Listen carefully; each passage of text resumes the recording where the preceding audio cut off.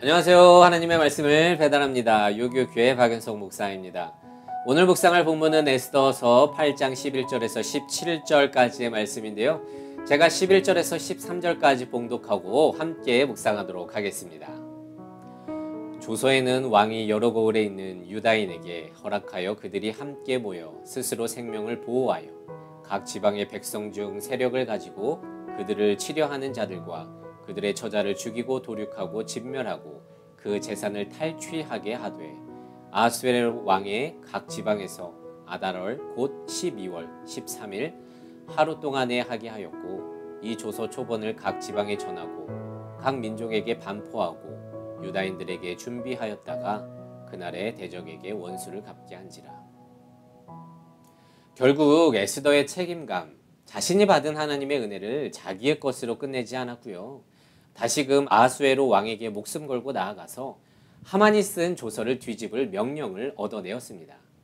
그것은 방금 봉독했듯이 유다인들을 치려는 대적과 가족들을 진멸하고 그들의 재산을 탈취할 권한을 유다인들에게 부여한다는 내용이었습니다.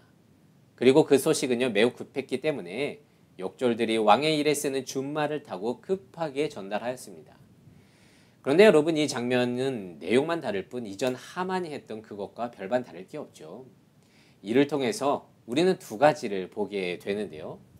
먼저는 자신에게 주어진 권세를 어떻게 사용하냐에 따라 당사자는 물론이고 그와 관련된 사람의 운명이 바뀔 수 있다는 것입니다. 하만은요 자신의 권세를 많은 사람을 죽이는 데 사용을 했습니다.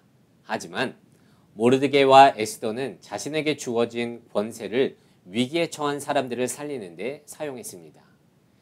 그리고 두 번째 우리가 알 수 있는 것은 악인들의 꾀는 악인들에게 부메랑처럼 돌아간다는 것입니다. 여기서 다시금 우리는 인생과 하나님의 섭리에 대해서 배우게 됩니다. 하만, 그는요 어느 누구도 건드릴 수 없는 절대 권력이었습니다.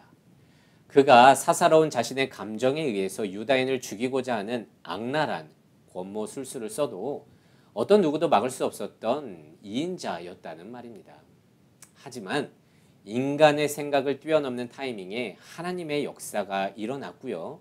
순식간에 하만은 높은 장대에 매달려 죽었고 그 자리에는 모르드게가 서게 되었습니다. 세상 사람들은 아이고 하만 참 재수없네, 재수없게 걸렸네 라고 할 수 있겠지만 믿는 자들은 다릅니다. 하나님은 결코 악을 그대로 두지 않으셨기 때문이고요. 악을 악한 자에게 부메랑처럼 돌려주시는 분이기 때문입니다. 그래서 우리는요 새삼스럽지만 하나님의 섭리를 믿음으로 받아들여야 할 것입니다. 그 하나님의 섭리는요 무엇이냐면 하나님이 창조하신 모든 피조물들을 아픔 그대로 내버려 두지 않으시고요. 직접 보존하시고 직접 유지하신다는 주의 계획을 말합니다. 때로는 인간의 입장에서 힘들고 받아들이기 어렵게 행하시기도 하지만 그 순간에도 자기 백성의 행복을 위해서 일하시고요. 심지어 내게 왜 이러십니까? 라고 하는 그때에도 하나님께서는 나의 행복을 준비하고 있다는 것입니다. 그래서 이전 찬송가 258장 샘물과 같은 보혈을 지었던 시인 윌리엄 쿠퍼는요. 자신의 시 어둠 속에 빛나는 빛이라는 시에서 하나님의 섭리를 이렇게 표현합니다. 희미한 감각으로 주님을 판단하지 말라. 다만 그의 은혜로 인하여 그분을 신뢰하라. 마치 화난 듯한 그분의 섭리 뒤에 그분은 활짝 웃는 얼굴을 숨기고 계신다. 여전히 지금도 인생의 암흑기를 보내고 있는 분이 계실지도 모르겠습니다. 그래서 내 인생을 보고 한탄하며 낙심하는 하루하루를 보내고 있을지도 모르겠지만 그래도 여러분 자신이 만드시고 사랑하는 그 피조물을 보존하시고 유지하시는 그 하나님께서 지금도 조용히 여러분들의 행복한 삶을 여러분들의 그 신앙을 위해서 준비하고 있다는 것을 믿으시길 바랍니다.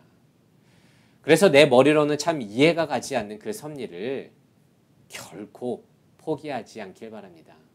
그렇게 나의 희미한 감각으로 주님을 판단하지 말고 이제까지 나를 인도한 은혜를 기억하며 하나님을 신뢰하시길 바랍니다. 그래서 오늘은 이런 질문을 하면서 나의 신앙을 돌아보기를 원하는데요.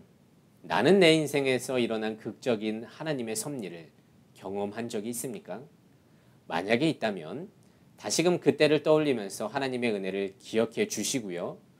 나의 주변에 그 악을 그대로 두지 않고 심판하시는 그 사랑의 하나님, 조용히 나의 생명과 행복을 위해 준비하시는 그 하나님을 나눠주시고 선포해 주시기를 바랍니다. 그렇게 오늘도요, 이 말씀을 묵상하면서 승리하는 그런 한날이 되시기를 진심으로 소망합니다.